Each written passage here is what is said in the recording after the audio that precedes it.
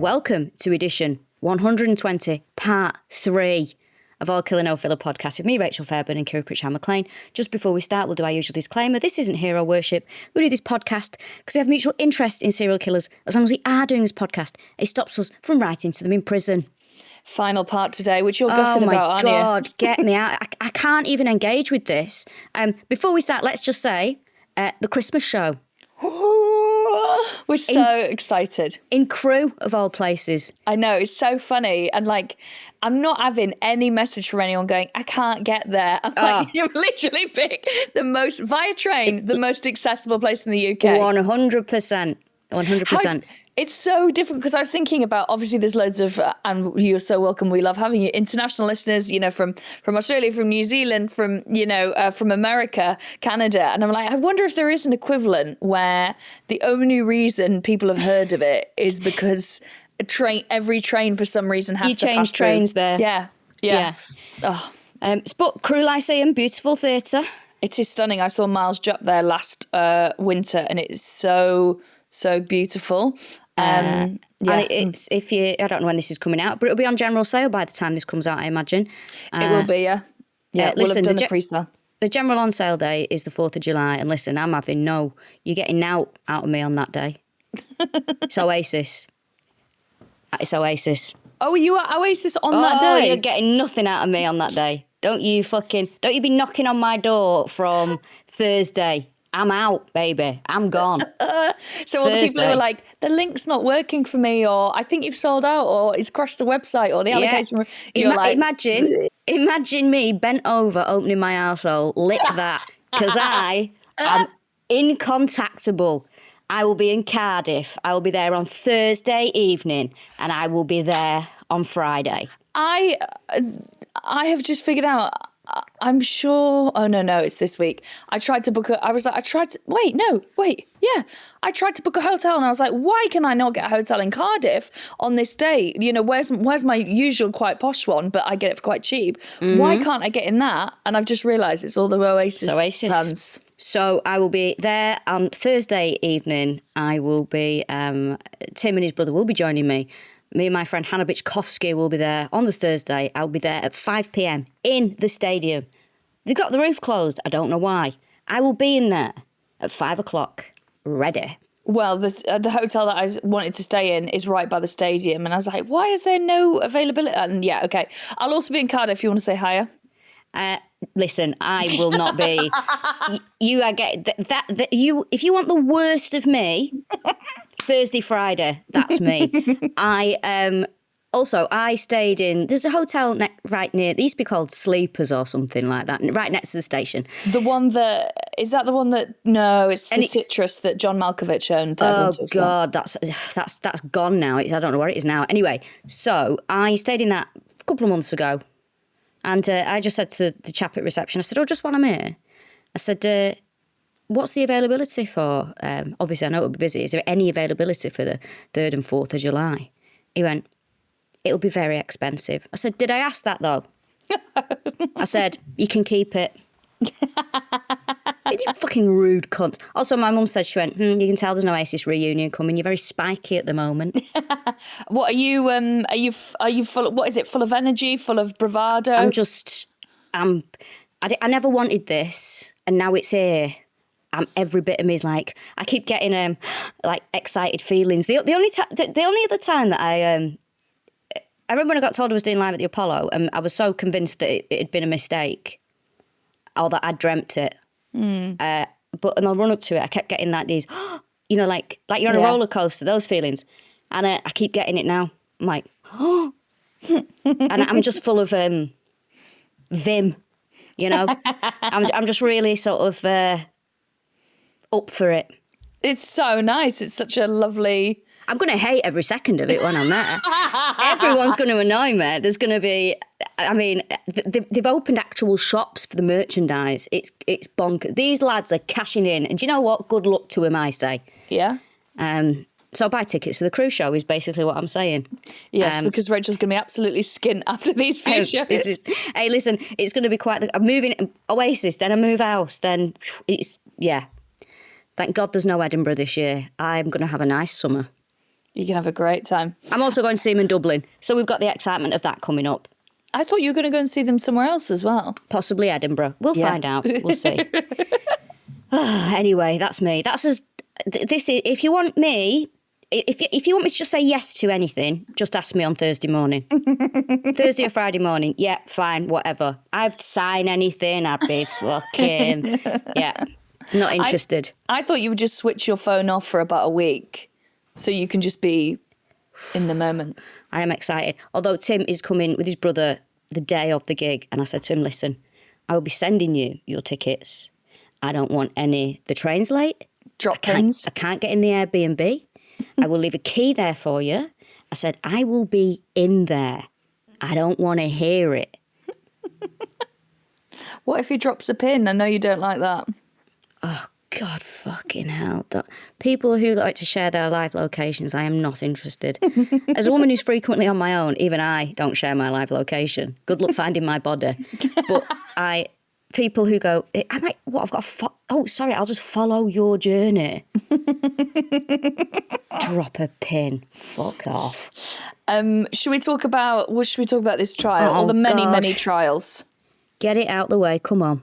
So, David Bane goes on trial. Well, May I just say as well, interrupt, have you seen his jumpers? Apparently, someone messaged me. I didn't know this. Did you know this? In Dunedin, his jumpers are still very famous. Really? Yeah, apparently people still talk about them. Very sort of 80s. Bill Cosby. Bill Cosby, yeah, jumpers. Like Fred Talbot jumpers. Yes. Yeah, all the wrong uns. And but he also, the pictures of him, he looked like he just runs a craft brewery in Hackney or something. It's very what hipsters would wear now. And people will be like, oh, you look like David Bane if someone's wearing like a retro jumper. How do we explain Fred Talbot to people? Oh my God. He was a weatherman in the UK who looked like a nonce, and it turned out he was. He was a weatherman. He was also a teacher at my friend's school. I must have mentioned this before.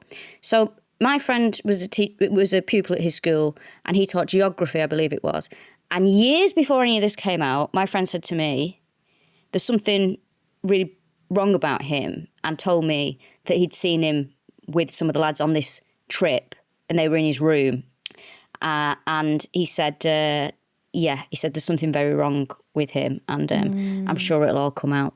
And then it did. Not that this is the most spectacular thing about him, but also I think in a slice of something that feels quite uniquely shit and British, he would tell the weather. He would sort of communicate the weather by jumping around a floating map of the United Kingdom with Liverpool Dock. Albert Dock, in Liverpool on this morning. Yeah. Here's Fred with the weather, and he'd jump from England or Scotland. He'd jump to Scotland to Northern Ireland, and everyone would go, woo! And that was... I saw the weather map, It was there for a long time. There's a great clip of Alison Hammond accidentally pushing someone into the Albert Dock whilst jumping around it. I'd hate to fall in that, wouldn't you? Any sort of man-made kind of like, tributary canal thing, no thank you very much. Disgusting. Absolutely disgusting. Ugh. So, in his emblazoned in these sort of 80s jumpers, it's June 24th, 1990. Who is sneaking around in the back? Is that Tim? Thank you. Hold on, Tim, we can hear you. You can stand up, get your shoes. Come on. Come on, get up. No, I'm not coming on camera. Is there... Hi, Tim. There you go. Come on, do you want to say hello? No. Come and say hello. No. Come on. No, it's fine. Oh, all right, I don't seek the limelight. Oh, did you hear that? Yeah. He said, I don't seek the limelight. Then stop sending clips of you playing guitar to Rachel. Exactly. Anyway, sorry for the interruptions. Do continue. June 24th, 1994, he is charged with 5 counts of murder for basically all the members of his family. It goes to trial on May in 1995. Justice, let me just check, Neil Williamson is the judge. He's now dead. It's 18 days worth of evidence, the trial.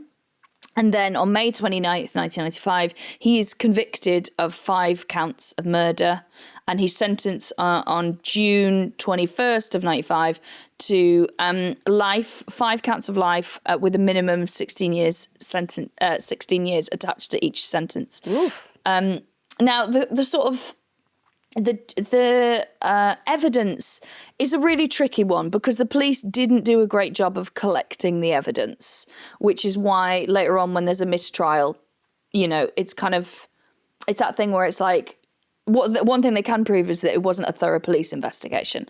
But here are some of the things that came up is that they said Robin did it because there was bruises on his hands and that must have been from fight. Whoever fought with Stephen would have had marks. And we know David had a massive lump on his head. He had potentially scratches on his chest. Seen that big bruise I've got there? Oh my God, yeah, that's awful. What's Absolutely that no fucking idea.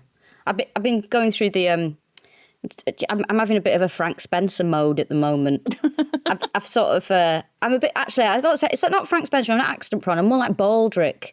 I seem to be waking up with like... I've got like bruises and... You know when your shoes suddenly start hurting and you cut your feet? Yeah, and then I burnt myself with the steamer the other day. I'm just like covered in like lesions and like a medieval peasant at the moment. Just feel really... You know you feel like you need a good scrub? Yeah. That's When how you're I just feel. like a different sort of patchwork of scabs at any one point. Yeah, and I'm just like, why is this happening to me? And also, it's very, very hot at the moment. It's like 35 degrees here or something. And I'm just all scabby and hot and annoyed.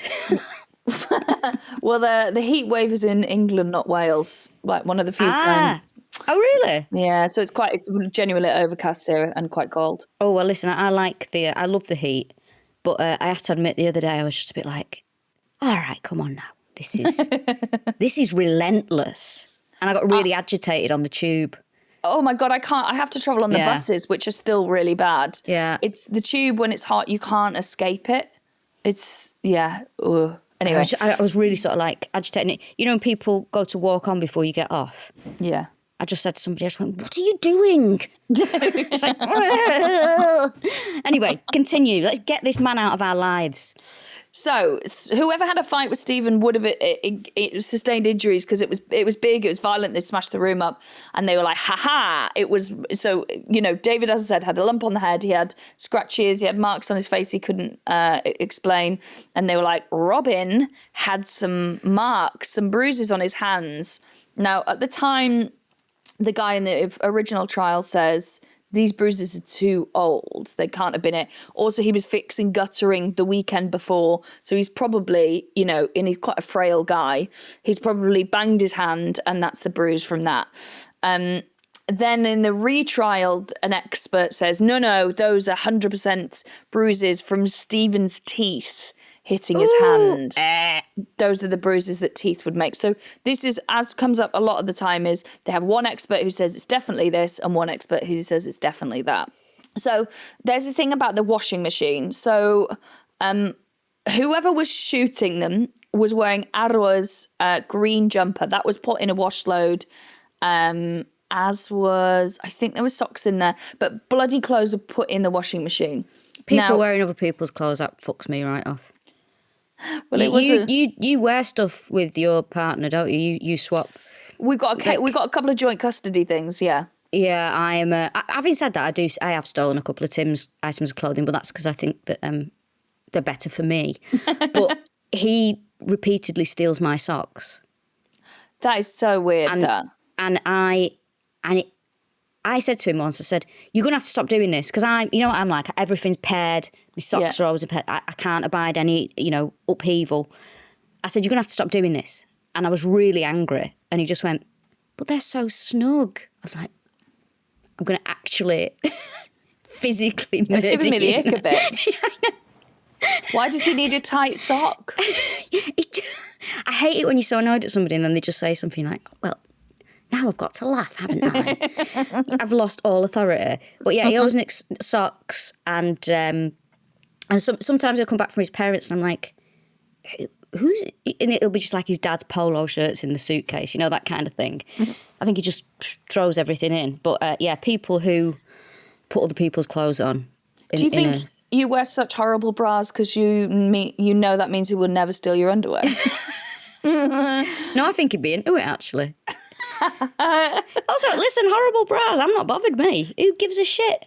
Land army tits. There That's you go. what Look at that. Look at that. A lovely triumph. A lovely triumph. What would it be called? A net. Yes, it would be something a bit sort of like 80s glam. Yeah. Yeah. Lindsay. So there's this wash load on. Now, the defence say Robin put the wash load on and got checked. We'll get to what Robin was wearing. But there was a bloody palm print on the washing machine of David's. And in his story events, he says, I come in, I go straight down, I take off my sweaty clothes from doing the paper run, and I put them straight in the washing machine. That's why the washing machine was going. But also and Robin must have put the bloody clothes in there, and David put it on without even realising. But then why was David's hand covered in blood if he hasn't seen any of the bodies and hasn't seen any of the blood? So that's another sort of very weird thing. The socks. So they have a problem where the defence can only, like, Robin is in this front room dead, and they can't really find evidence of him in this context being anywhere else in the house where the murder bodies are. So there are sock footprints, and they were like, haha, if we can say they're his, that puts him in the bit of the house that we need. Now, he was wearing socks and shoes when he died. He was wearing like tracky bottoms with no pants on, socks and shoes that were clean. He had like a t-shirt on, then an old work shirt, then a jumper, then a hoodie, because it's very cold in the winter. He had a hot water bottle in the caravan. And they were like, what he's done is he's gone around shooting them. He's then put his socks in the wash, put the jumper he was wearing in the wash, and then he got changed into... So he's put socks on, shoes on, but he hasn't put any pants on. You know, it's all just kind of weird, as opposed to potentially David did it and put the stuff in the wash. To me, there is nothing more unappealing than somebody going commando. Bless you. Thank you. Could you put some pants on? Fucking no, thank you. Put your underpants on. Don't be so disgusting. Sorry, sneezing. Then I haven't got hay fever, may I stress? And another thing that I thought in the heat. No one's judging you. No, the other thing I thought in the heat the other day was like there was a couple of people on the tube sneezing. I'm like, can you just take your fucking antihistamine before you leave the house so I don't have to listen to this? Doesn't it? Some people's is so bad it doesn't matter how many antihistamines they take. Oh, well, stay at home then, because I don't want to. So annoying. So annoying. But yes, what were we saying about... So, David does have blood on his socks, and it's Stephen's blood on his socks.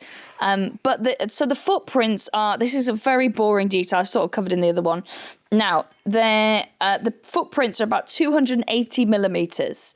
Now, what happens... this is shown up in the luminol and then disappears. They don't take the carpet samples, which is what they should have done. Yeah. The house is burnt down with them, so you can't recheck it at a later date. Robin's feet are 270 millimetres. So normally when you do a footprint, the sort of shape of it is bigger than the actual foot. So they're like, it can't be David's because his feet were 300 millimetres. So, but then that doesn't, it depends how that person was walking, what surface they were walking on, how much blood was on the socks. There was more blood used in the tests with the luminol than was used, than was on the socks. Yeah, it was. It's just a very weird thing that basically one set of experts could find it is definitely Robin's foot, and there's one set of experts who can go, that is definitely David's foot. The computer, this is a weird thing where what time the computer comes on. So basically, David... there's 20 minutes he can't account for. He kind of says at first, I got home at 6:40. He later on changes that and goes, oh, no, earliest I was home is 6:45. Now, he's seen by his neighbour at the gate, and she said, oh, it was either 6:40, 6:45. I don't know. I don't remember tricking the clock. But then she was like, no, it must have been 6:40 because I wasn't late for work. So this is an eyewitness at the time, but she won't say it was definitely 6:40 or definitely 6:45. This matters because the computer comes on between those times. So if it came on earlier and David wasn't in the house, then Robin must have switched it on and written the suicide thing of like, you were the only one who deserved to live. Whereas if David got in earlier and did, as we know he did with the planning to, oh God, sexually assault a jogger, it would have been all part of him creating an alibi. Now, there's all this thing where David's watch wasn't tested to see how accurate it was for timings, so he could have got his own timings wrong. No one's stuff is ever tested. Even the police don't sync watches when they go in the house, so they've got slightly differing times to, who was found when. There's a weird thing about a tattoo that he kind of lies about. So he got this tattoo of like a band and then a feather and a rose. It took hours to do. They find a woman in Dunedin who did it. He had it done the week before the murders. And he said it was for my dog. He says the rose on it was for his dog. Well, his dog's got a favourite flower, has it? Maybe. So his dog was put down 18 months before by the council because it bit a postman, right? Okay. Yeah. But apparently they were like, you can have it put down or you can rehome it or you can do it. And he was like, no, I'll have it put down. And then he was like, said he was incredibly traumatized and that's why he got the tattoo to remember the dog. Basically, people are speculating that the tattoo was actually for his family and he knew what he was going to do. Because a girlfriend he has, she says, have you got any tattoos? And he goes, no. And then he says later on, after he has the tattoo, he says, I lied to you. I've actually had that tattoo for 18 months. I got it just after my dog got put down. But I didn't want to tell you. It's just very weird. Very weird. Just one of those things where you're like, I don't know why you're lying about this, but there's definitely some logic in why you're lying. Yeah. So they find a tattoo artist. She's like, I don't remember this guy. And then they check her accounts and he wrote a check. So she definitely did it. She did it the week before the murders. And she was like, oh yeah, I remember this guy now. I just didn't know his name. He was talking about how he lived in Papua New Guinea and that his dad was going to really hate the tattoo, but he wasn't going to see it, so it didn't matter. Mad stuff. Right. So this is the first trial. Those are some of the big points that they go back and forwards on. May I just say as well, whoever suggested this as an episode, I will never forgive you. Ever. I mean, I don't know what it is about this. It hurts my head and I hate it. So, found, as I said, he's found guilty June 21st, he's sentenced 95. Now, in December of that year, he appeals because they say we've got new evidence, because Dean Cottle, who was the guy who was, he was basically kind of, he wasn't living with her, but he gave her a phone, Lynette, he gave her a phone and maybe he was her pimp, maybe it was her partner, whatever. He'd come forward saying that there was incest and she had told him. So they come forward and go, this changes, Robin's character. So can we please put this forward? We've got more evidence. In this time, in 1997, a guy called Joe Karam, who is a New Zealand All Blacks player. So obviously rugby huge out there, New Zealand All Blacks, massive celebrities. He reads an article in the paper saying that there's this guy called David Bane and they're desperate to do an appeal. There's new evidence that wasn't submitted that completely changed the course of the case. So his mates are selling jam to raise money for his appeal. That's a lot of jam. God. So Joe reads about this and is like, this is interesting, starts looking into it, becomes obsessed with the case and writes a book called David and Goliath about how it's a massive miscarriage of justice. There's so much kind of heat around this book and publicity because they've got a huge celebrity attached to it. It's basically like sort of like David Beckham is suddenly saying that someone is innocent and writes a book about it. Like it's... What himself? I didn't do anything with Rebecca Lewis. There you go. So there's so much heat. The police start an investigation. Basically, the Police Complaints Authority in May 1997 go, right, we're going to investigate these claims. Now, in November of that year, they go, yeah, the things he's saying in that book are not justified. They're not based on anything. We get that he thinks it's a miscarriage of justice, but actually nothing he's saying stacks up. So then they go a different way. David Bane applies for a royal prerogative of mercy, this is in June of 98. I've looked into this. So royal prerogative of mercy is basically because it's part of the Commonwealth, or was, is it still? I don't know, New Zealand.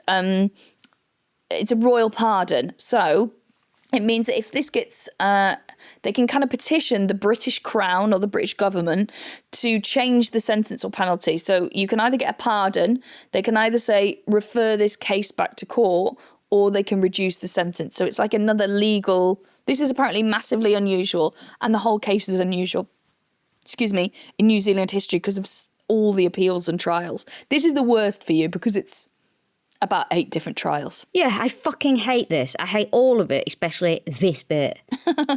My mind is it's completely switched off from this. You're in Oasis land now. I mean, I can't even tell. I'm trying to do research about it. It's just not going in because I'm like, I can't take this. I am in Oasis land, to be fair. That is part of it. I know that when I'm saying this stuff to you, you're like, you gotta roll with it. You're exactly, like, your face is looking at me, but you're not taking any of this. I'm listening and I'm sort of taking it in, and then I'm thinking, I wonder what Liam's going to wear. I'm thinking, I wonder how Noel feels. Like, I wonder if he's really dreading it.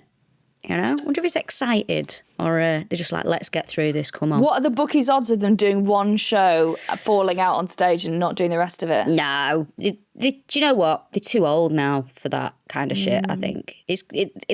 They have to finish this. This tour has to pay for Noel Gallagher's divorce. That is the bottom line. This has to... Well, they would bankrupt them if they pulled it. Oh, yeah. And the thing is, they're not going to. They wouldn't do that. They just... whatever people think about them, they split up because it had gone on too long. But they would never... They wouldn't do that. They're professionals. They're very professional. Great tweet from Liam Gallagher the other day. Listen to this. He said, look at me, this is turning into a different podcast. He said that someone was asking him a question. They said, you having the roof open or closed in Cardiff? Liam replied, it'll be coming off either way. Yeah, yes, very good stuff. Come on. Really good. Oh, I'm excited. Just to bring you back down to earth. Yes, David Bane. Well, there's 2 officers, Weir and Anderson, that we've referred to. I think they were first on the scene. They sued this New Zealand All Blacks player, Joe Cram, for defamation because of what's in this book. In June 2000. It isn't upheld. Their claims aren't upheld. So they tried to sue him for slagging them off, and it doesn't work. Now, on the 18th of December 2000, this royal pardon thing, the royal prerogative of mercy, say, do you know what? This is worth a retrial. We think there's enough here, and say to the Court of Appeal, our advice is that you look at this. So the Court of Appeal, this is in 2002, on the 17th of December, they look at the new evidence, and they look at whether it was a miscarriage of justice, and they say, do you know what? Even with this evidence, on the balance of probability, he still would have been found guilty. So we don't think there's a case for an appeal here. Mm-hmm. But it doesn't stop at there. So that goes on. That's in December 2003. Now, in May 2007, the Privy Council, I don't even know what that is. I didn't have time to research that. It's some kind of court. They say, we think there's been a miscarriage of justice here, and our recommendation is to quash the convictions and do a retrial. And that is exactly what happens. So on the 15th of May 2007, David Bane is released on bail. And then on the 21st of June 2007, a retrial is announced. Only another page of these dates. Oh, thank God. There's another trial. Now, I'm very interested to see what you think about this stuff I'm going to present towards you. Right. So he goes to trial on June the 5th, 2009. He is acquitted on all counts of murder. It's 3 months the trial lasts for. They call 180 witnesses, most of which are, well, it's a mixture of experts looking at the evidence now. A lot of the evidence wasn't properly stored, recorded, or even kept. And people who are remembering things from a very long time ago. So it's slightly flawed in that respect. The jury go and deliberate for 5 hours and 50 minutes, and they come back and they say, yeah, okay, we're going to quit. Now, there is a journalist called Martin van Bain who's obsessed with the case. He's done a podcast about it. He's done a book about it.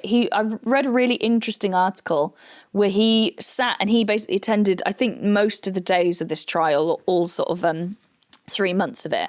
So the things he points out are, there's two members of the jury he really goes in on, because he's like, juries are flawed people. They are still people. He's like, there's a man and a woman who, as soon as they read out they're not guilty, the court goes wild. They go up to David Bane like, congratulations. Now, I think this is an interesting thing, a bit like, you have it in Amber Heard and Johnny Depp, that like, when you don't, jurors can still be fallible in terms of, they can still be beguiled by celebrities, or they can still read stuff in their own time. So there's a thing going on there. Those two jurors, man and woman, they go to the after party to celebrate his being found not guilty, which I think is... What the fuck are these fucking hangers-on? Well, and then this journalist is like, they were like really badly behaved jury members. So he said they would giggle to each other and write messages to each other. They weren't really paying attention during lots of the evidence closing addresses. One of the men would always sleep in the afternoon anyway, or the man. Yeah, so, but then the woman they should have been kicked off. Yes. Well, that's the problem with juries, right? Is that they are still people. He says a weird detail where he talks about the woman who... They are shown the crime scenes on a computer screen in front of them, and she is so overwhelmed she can't look at it. She moves away from herself, has this big emotional breakdown to the point where they have to adjourn the court for half a day because she's so kind of emotionally distressed. And she's the one who's delighted that he's found innocent at the end. Very weird. So he's let off. Now, on the 25th of March 2010, they launch a compensation claim because he's been in prison for years and years and years. They get this retired Canadian judge from the Supreme Court called Mr. Ian Binney. So he starts his investigation in about November 2011. And then he gives a report in August of the following year and says, on the balance of probability, David Bane is innocent. And you know what? There were loads of mistakes in the police case. Now, people always argue, well, there can be loads of mistakes in the police case, but he can still be guilty. Yeah. It doesn't always mean that, because they could have missed things that would have maybe definitely have proved his guilt as well. But then if you don't have that evidence, then what? Well, you can't just convict somebody with the evidence that isn't there, can you? So... Yeah, I mean, there's a conversation about whether basically the fact that the police investigation was so flawed and... some of this is just like due diligence, but some of it is you've got a police force where nothing, Dunedin is not a murder capital, and they suddenly have these 5, huge crime scenes. Like there's a bit of naivety, maybe, inexperience there. So basically, they say the fact that there were loads of mistakes in the police case prejudiced people to believe that, well, he must be innocent then, as opposed to they can still have mistakes, as I said. Right. So. He says, Mr. Ian Binney says, no, balanced probability, he's innocent. Then in September 2012, his report is peer-reviewed by the Honourable Dr. Robert Fisher QC, who is a retired judge, who went, no, I've looked at your report, and it comes out in December, and he says, you've made so many mistakes and believed things that David has said that is just demonstrably not true. We should not use this report to give this man compensation. So then those reports are both released into the world. David gets a copy of them both. And it kind of goes quiet for a bit. And then they ask for a judicial review based on breach of natural justice. I've had to look up all these legal terms. So basically, a breach of natural justice is kind of like he hasn't had a fair trial, essentially. So it means that it won't, whatever that trial found won't be enforced. So they can be things like you have a right to prior notice, you need to be heard by an impartial tribunal, there can't be any bias in the investigation. So that's what they go for this time, going, well, there's clearly bias, the police weren't properly investigating things. That means that we can maybe get it overturned with this judicial review. So, February the 3rd, 2013. Oh, my God. It's still going on. There's still a few more. They go, okay, we'll look into a compensation claim for you, okay, based on these findings. In January 2015, all of the parties involved agree to discontinue the compensation thing and kind of walk away. Mm-hmm. Now, the big problem is, for the compensation, it's kind of like going to trial again, because you have to be found. You don't get compensation for being innocent. You don't get compensation for like a mistrial, but you would get it for you are innocent. So you have to prove that you're innocent in it. So that is where it all sort of comes undone, because he can't actually prove he's innocent, which weirdly makes him look more guilty from certain, factions. Yeah, imagine that. So the 19th of February 2015, there is a inquiry with the compensation, and basically he technically doesn't get compensation, but what they do is they say, we need to bring this to an end, like this keeps going on and on and on. So they give him a one-off payment of just shy of $1 million New Zealand dollars, so 925,000 New Zealand dollars. And they said that how it was viewed is like, this is a way of ending it, like morally, not legally. So that doesn't say that we think you're innocent, but we're just drawing a line under it because it keeps going on and on and on. So he moves to Christchurch, and he gets together with someone called Elizabeth Davis. She is a daughter of one of the people who campaigns for his innocence and pushes for a retrial. They move in together in a flat. He starts working for an engineering firm. They become engaged in 2012. He gets married in 2014. I'm very interested to see what you think about this. So they get married January 2014. She's a few months later, she's pregnant. They have a little boy who's born in December 2014, and a daughter who's born in 2017. The daughter's name is Sophie Aroa, which is one of the sisters that was murdered. Now. Well, he's an innocent man. If he wants to name it after his murdered sister, then that's absolutely fine. Well, he is an innocent man. I'll tell you who isn't, though, is his best man at the wedding. The best man at his wedding had been, at the time of the wedding, jailed for raping and murdering Kimberly Schroeder, who was a 21-year-old girl, in 1994. So what the fuck? This guy changes his name and then is friends with David. So it's potential that David didn't know. Well, no, he did know, because he said, I didn't ever think he would reoffend. He changes his name 4 years after the wedding. So 2018, Nicole Tuxford is in a home in Christchurch. He breaks in, he rapes her, and he murders her. So if this man has raped and murdered already, why is he out? Well, I imagine, yeah, exactly. Well, because, you could serve, you could get a 17-year sentence and serve 8 years and be out again, right? But I'm sorry, if you rape and murder somebody, that should be a whole life sentence, and that is the bottom line, isn't it? That is Agreed. a problem with it. I mean, you shouldn't be getting like 17 years for something like that. You've raped and murdered somebody. You're a danger, and you will continue to be a danger, and you should not be let out of prison. Well, the fact Who that the fuck has that as a best man at the wedding? Jesus fucking Christ. Well, I mean, the best men are a danger at the best of times. An actual fucking convict, sex offender, and murderer. Jeez. Now, I'm not saying that David Bane had anything to do with that, of course, or it doesn't necessarily, but I do think it kind of reflects on his character. I think so. I'd say so. Yeah, I mean, not only that, it also reflects on his wife's character. I'm sorry. I mean, I'm flabbergasted. I just couldn't. My only thing is I wonder if someone who David Bane is living the life of someone. If I'm in David Bane's brain, I have been wrongly accused of 5 murders. And, I've been in prison. I've seen people, rehabilitate from awful crimes. And so maybe he sees his best man as someone who did something, stupid, awful, heinous when he was younger, and is now a reformed character. And obviously he wasn't, because then he then goes on to do it. Listen, that's fine. We do have a justice system. We have to have faith in it. It's about rehabilitation. Should be. Mm-hmm. Unfortunately, I think if you are a man and you have committed that crime, you are fundamentally a danger, and you will do it again. So, and also, of all the people I want to be friends with, a convicted rapist is not one of them. Well, I think if I also had David's backstory, I'd be like, I probably won't make him a best man.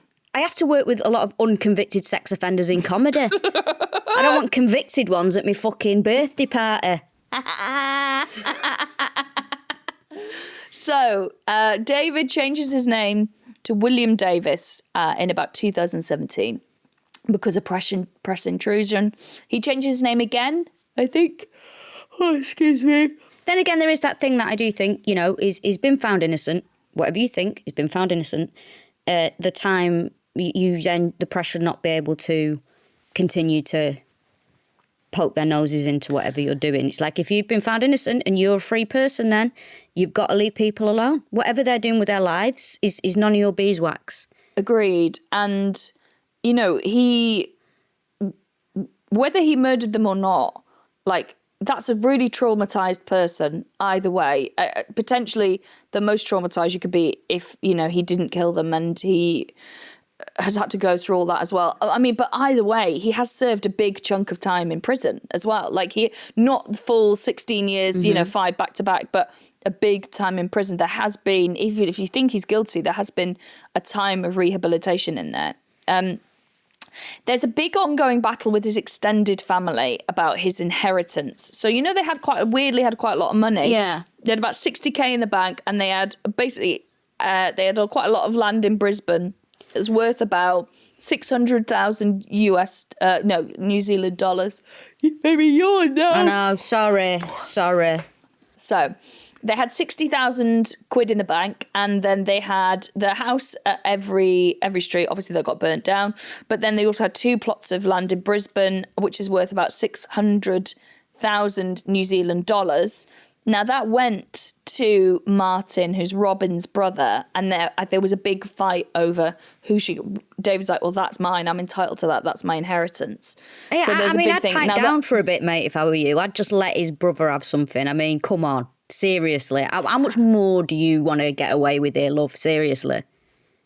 Well, from the flip side of it, David would see it, in David's story narrative, reality is, so sorry, my dad abused us all, then murdered everybody, and now his brother is getting all the money while I've been wrongly accused in prison. You can absolutely, from that standard, you can see that Martin, Robin's brother, refutes any of the claims, and they don't have anything to do with each other. That is 2 sides of a family. And in fact, David goes on later to say that because he was arrested before the funerals took place, and he tried to get out to go to the funerals, and the police were like, we're not sure about this. And Martin, Robin's brother, was like, we don't want you there. And he was like, they denied me saying goodbye to my family, and I could never get that back. And so, yeah, it was a big, bit of a hoo-ha, Rachel.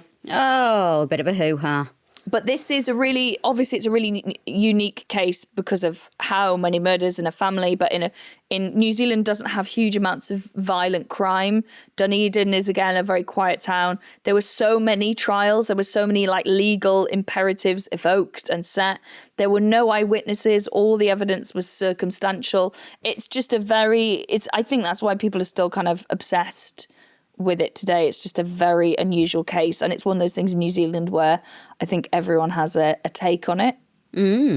Yeah, I can't think of it. I mean, there must be, there's plenty of crimes actually in the United Kingdom where people have there's what, with the nurse at the moment where people are like, yes, they're innocent, they're guilty, and they're on completely different sides. But I think it's very interesting in his life now, we know a lot about him. Yes, he's changed his name, but he's very distinct looking. He's huge. He's like 6'6" or something, or 6'5". He was on the news all the time. How normal a life can he have? Because I was talking to you about that the other day with there's that phenomenon now where women move to an area. Have you read about this? Yeah, and people accuse her of being Maxine Carr. Yeah, this is absolutely wild to me. So yeah, that basically a woman will move to an area and people will be like, that's Maxine Carr, become obsessed, and it's not Maxine Carr, become obsessed and drive her out of the area. And I wonder, you've got David Bane, who is really famous, living in a tiny, tiny country where everyone kind of knows who he is, and how normal his life can be. Do you know? I mean, he seems to be fine. Whatever I think, but he has been He's innocent. He's Yeah. innocent. The man Legally, legally, he's he's an innocent man. Yeah. Do you know that bit where I was like, I can't remember what I just said then though. I was like, sort of asked you a question, you went, and I was thinking, she's fucking thinking about Oasis again. Yeah, I know. I honestly, thank you. I've got to say thank you to you for taking this, because I could not engage with this whatsoever. Next episode, I'm going to be fucking what's the word? Studenting it up? I don't know. Look, I've lost the power of speech. Studious. Because I just don't know what it was about this. Just everything about it would not go into my head, and I don't know why. I found it so off-putting. I found it so gross. It just knocked me sick, this one, and I don't know what it was. Well, I mean, it's the whole house. There was, maggots in the bath. It was filthy. There's canned fruit everywhere. The mum is really mad and kind of self-centered. Even like Robin, is either a very frail figure who's lost loads of weight and is having massive mental health problems and is bullied by his wife and his son, or he's like this horrible, or he's this horrible, very smelly, guy who's abusing several of his daughters. Did you know one of the things that made me feel gross? Again, like every detail about this is horrible. Even just like, the lenses, the glasses. I'm like, why is he wearing his mum's glasses? Yeah, that's what I mean. Stop. Get your own fucking glasses. Like, there's this big thing about, I didn't mention it because, again, no one could confirm, but there was one of the things I think is a smoking gun is the fact that Robin is got like quite a lot of wee that's dark coloured in his bladder when he dies. So they were basically going, he's only just come in and not been for his morning piss yet. And because they were like, it's this really dark urine. And I was like, I don't need to hear about dark urine. But there you go. I don't think you'd be able to murder your whole family on a full bladder. Well, that's what they say. They say, who in the world, especially when you're an older guy, on a full bladder is going to go murder all your family and then shoot yourself? But then a urologist was like, he could have been for a piss. Some people don't empty their whole bladders when they go for a piss. Oh, God, this is horrible. It's too hot to be talking about this. This is fucking actually disgusting.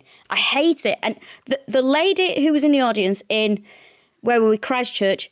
Was it Christchurch where they suggested this? Was it Wellington, the last one? Wellington. I will never forgive you. You have brought this into my life and I hate everything about it. It is possibly the worst. It's really bad. And I don't know why it's the worst. I just hate it. I just hate it. David Bane, and we did a live show, the Parker Hume murder. Yes, yeah. David Bane also works for horses, which is what one of the girls, the one who's not a crime writer, one of the women does, where she lives in the UK and works with horses. But yeah, he's gone to work with... yes. Very New Zealand thing to go and work with therapeutic horses when you've been accused of a murder. Yeah. But yeah, it is like, I tell you what, New Zealand, when you do a crime, it's... You guys really get stuck memorable. in. Memorable. Really it's memorable. Yeah, memorable. Lisa, next time I want one episode and I want a romp. I can't. Someone has DM'd us on the, I saw it on the way over on the Facebook page. Oh, thank with God. a female historical romp. Oh, you have my heart, whoever sent that in. You have my heart. It has drained me, this one. And despite the fact that you've pretty much read everything about it, it was just it just would not go into my head. It was like I've got like a block against it, and God knows why that is. This is next to when we did Jimmy Savile, and I was literally sat there reading like government court documents. Is the most amount of research I've ever done for any of them. I can't just Anyway. I nearly bought that book by that New Zealand All Blacks player and started reading that, and I was like, no, I can't read fast enough. Christmas is on sale. Halloween's on sale. Christmas is on sale. Halloween is on sale. So we're doing one in this. So we're doing London at Halloween, and we're doing kind of like, well, Crewe is definitely northern, but it's northwest. It's not far from Wales. It's not far from It's not Midlands. far from Liverpool. It's not far from Chester. It's nearish to Manchester. I'll be honest. It's 90 minutes on the train from London, so it's you'll be travelling less. You can come from Edinburgh. Yeah, pretty much. It's the hub Glasgow. I think the Glasgow train goes through Yeah, Crewe it does. as well. It does. It goes through there as well. Yeah. So Yeah. listen, there's no excuse not to be there. It's not that big a theatre, so it's going to be a nice, intimate, fun one for Christmas. And yeah, we're kicking it off nice and early, as we tend to do, so everyone could just get on and worry about their sort of Christmas stuff. What else? Is there anything else? Your special's out? Showgirl, my special is, I hate saying special, gives me the ick. Your show. My stand-up show, Showgirl, is out there on YouTube for you to watch, should you wish. You can find it on there. And that's it, really. Nothing to...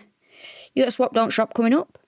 Yes, actually, probably before this comes out, the something of July, one of the last Monday in July, we've got a Swap Don't Shop, we've got a charity gig middle of July for refugees locally. There's a great raffle. I've got some great prizes. People are very generous.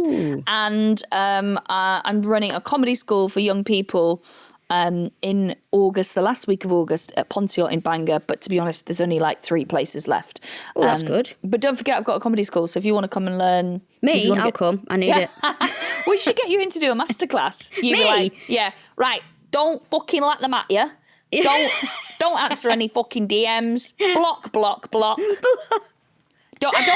don't want to close. I don't want to double. Get me home. Do you know? Look, I will say this now. So there's a thing in comedy, doubling, right? So you'll open one gig, you'll close another. I have no desire to do that. Listen, people want to do it because you get more money, right? And so you open one, and then you headline another, and you make, in theory, twice as much money. Oh, fuck that. Time is more important than money. I don't want to be running between gigs. Yeah, it's never... there's occasionally, when I did the 99, like, you would double or triple because you would do that Ruby Lounge. You'd walk across Leicester Square, go up in a lift, do one gig there and go down and then do another one. I don't even like doing it in the same building. Right? I have this theory. I don't think that it is healthy to get nervous multiple times in an evening. I think, because I get nervous for a gig, you know, and it doesn't matter how long you do this for. You'll sort of, even though I'm not as nervous as I used to be, at least 10 minutes before a gig, I start to get the adrenaline and all that. I don't think that's good for you. I don't think multiple times a night you getting that nervous is healthy. I just want to get nervous once and do a good job, you know? I do think, because I yawn, that's one of my like adrenaline responses. Yes. I start yawning, and I also need a wee. And I was talking about it with Michael J. Dolan, and he was like, how long have you been yawning for? I was like, oh, the whole time I've done it. And then he was saying, it's not healthy, actually, that we force our body into fight or flight 4 to 5 times a week. That's exactly what I am talking about. Like, I know exactly the tired thing you get. It's like your body conserving energy because you're in that. I just don't think it's good for you. I just think, I don't want to do one gig and go, thanks very much. And then you have that little relaxation thing. It's like, oh, fuck, I've got to go and do it again. Like, listen, I've been skint all my life and I continue to be pretty skint, you know? So an extra, and it's also like when people are desperate to headline. Yeah. It's just an extra few. I'm like, I don't know women who do that. I don't know women who are like, why am I not the headliner? I think it's a male, or even I just find, you know, when people are like, yeah, closing this place this weekend. Oh my God, who cares? Yeah. Who fucking cares? I think the thing is, when you get lucky enough to do your own shows that people come to, I couldn't give a shit. Open at a comedy club and let me get home. You know? Also, if you're paying me the same, because like the place, I don't know if it still does, but like the Frog used to pay great for a middle. Like it was like not much less than opening, which is a tougher gig, and closing, which can be a tougher gig. I'm like, put me on in the middle in the easy spot. I don't give a shit. It's nothing to do with my ego. Put me on. And anywhere. It's also like comparing, you know, every time I do it, I'm like, oh, for fuck's sake, because you're there all night, aren't you? Yeah. And you're responsible for the show. And you want everyone to have a good gig, don't you? So that's what you're focusing on. And sometimes it's quite a thankless task, isn't it, I think? But, you know, it's like, I'm like, oh, fucking hell, pissing night. And sometimes I can't watch comparing anymore, you know. Really? I get like, if I'm just doing a gig on a bill and, the compare's going out, in my comparing, I don't really talk to people. So I don't do the whole, what do you do? Oh, my God, when I'm hearing somebody go, what's your name? Alice. And what do you do? I could not give a shit. There is a stage that people are going onto that they're coming to be entertained by. I don't give a shit that you work at Lambeth Council. I cannot, like, this, and like when you see a compare desperately trying to get a clip to put on social media, you know, like, constantly, I'm like, ugh, kill me. Let me go home. Don't get me wrong, I enjoy the time that I'm on stage. I also find it very hard to talk to people in green rooms. I'm just getting older and grumpier. I'm just like, That's okay. I think we all get to that stage with like a job, and it's hard, isn't it? Because you don't, like, when you turn up to a weekend, you're not picking who you're there with, and sometimes it's great, and sometimes you're like, sometimes we'll send. I mean, I do this with all my comedians friends, but you'll see a lineup and you'll send it to people and go, "That's a fucking tough green room." My favourite is when because I'm such a stickler for being on time and being early or being very early. If you're gigging with me and I'm not there before the gig starts, there is somebody I don't want to talk to. I will be just wandering the streets outside just so I can get there to just be like, right, can I go in and can I fuck off? Like, yeah, it's do you know what it is though? It's just comedians fundamentally are just quite draining. Like, not all of them, obviously. I mean, you get great green rooms, you can have a right laugh and stuff like that. The best green rooms are where you don't talk about comedy, but sometimes you will go in one and it's just fucking relentless, and I am drained by it. Yeah, I know what you mean. I remember doing a gig. I won't say when it was or which club it was, but there was listen, loads of people who I sort of ostensibly of kind of like what they do, you know, that think they're okay people, not my mates in comedy, but fine. But they're so unbearable in green rooms that there was a kind of like right-wing comic on, and I was like, well, thank fuck for him, in that I'm going to have someone to talk to. Because honestly, the rest of them are like, you know, they're bonkers. You know, they're just that bonkers of like, they're kind of delusional. They just want to talk shop all the time. That, you know, they're obsessed with like what they heard on some famous comic say on a podcast. And I'm like, motherfucker, tell me what you do for Christmas. Yeah, tell me about your kids. I don't give a shit. There's a real culture as well of younger, not younger, or newer male comics, because you're higher up on the thing, you know, because you've earned your place and you've worked hard and you're very good. They will then, if they're doing like the open spot or the middle or whatever, they will then question you about what your career with suspicion. And it's like, what? Yeah, I've had this a few times, like, oh, right, and how did you get that? And it's like, yeah, I'm here because I'm better than you. That's the bottom line is, and, you know, that has to come a point where I think, you know, we have to, especially female comedians or women in anything, it's like, yeah, you have to accept that I've worked harder and I am better than you at this job. So you have to take that on the chin and either work harder.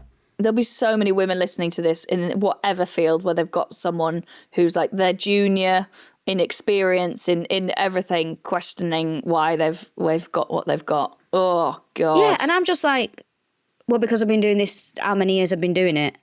And it's like, somebody commented on, not that I read comments, someone else told me, it was Tim. Tim read a comment on some clip that he was showing somebody, and he told me, I was like, please don't tell me. He said, somebody wrote, oh, she can't be working class, she used to work in a library. Oh, sorry, she was a librarian, which I wasn't. I was just an assistant in a library. And they were like, you have to go to university to do that job. It's like, sorry, are working class people not allowed to go to university or read books? Are we not allowed that? And then someone said, she's been doing this for like 15 years. Yeah. Yeah. And I also had jobs in between that. Like, why is that a criticism? It's like I always remember Chortle saying something about me being in like a comedy competition final when I've been going for like 5 years.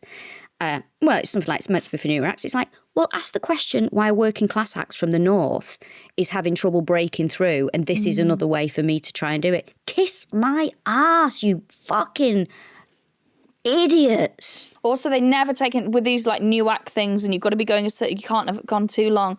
They never take into account, and it's, you know, class, the fact that, but they've also had to keep doing jobs on the side. They can't, they're not in a flat in central London that their very rich parent pays for and their whole job is, making it in comedy. Yep. And or if they have fucking kids. Like, are you telling me that having kids doesn't wipe out 3 years of what you're able to give something? Absolutely. Oh, anyway, don't get me started on this. Look, Oasis are back. 4th of July, what a wonderful day we are going to have. Do you know what no one is doing to Liam Gallagher is going, so sorry, how did you get this in a green room? Can you imagine him fucking swaggering in? or like Noel Gallagher, someone sitting there going, like the 1975, saying to Noel Gallagher, so how are you doing this world tour? Fuck you. And listen, on the last subject of this is why, look, Oasis should not be the biggest music reunion of recent times. It shouldn't be as big as it is. But this is the problem. There are no working class bands anymore. There is no fucking rock and roll. There is no culture. It is dog shit. This shouldn't be as big as it is. And yet here we are. Because the only thing is, it's giving it speaks to so many people and gives so many people just gonna have a great time. She's gonna see a bit of attitude. Oh my God, it's gonna be great. She says when I get there, going, look at the fucking state of them. Bet they only liked him 5 minutes. That fucking arsehole, that bucket out over there. Oh, God. Anyway, that was David Bane. That was David Bane. That's or it. killanofiller.com. for your all your mailing list and merchandise needs. I don't know. Listen, I'm checking. You can tell I'm gone. I'm gone. Do you know what? There's a thing where people are like, that reminded me of, my dad had it, sadly, but just before people die, we talked about this before, they kind of, the whole body and psyche kind of rallies and you get them being like amazing for a day. Yes, like I said, my granddad was the best he'd been on his final day. He was the best of granddad. And that's you now. Just at the end of this podcast, you're like, fillanokiller.com for all your merch and ticketing needs. I'll probably walk outside and just drop dead or something. Oh my God, that'd be the worst, wouldn't it? That'd be the worst. Can I have your Oasis tickets? No, I want them burn. If I can't go, no one's going. That is the bottom line. I tell you, it's fucking hot as well here. It's 11:10 here in the morning, and it is. Oh, it's a hot one. We'll enjoy it. Enjoy cooking. It won't be hot in Cardiff because it is genuinely the weather's shit here, so enjoy that. Well, it's going to be good. Anyway, thank you for listening. And thank God that's the end of David Bane. See you soon. Bye. Bye-bye.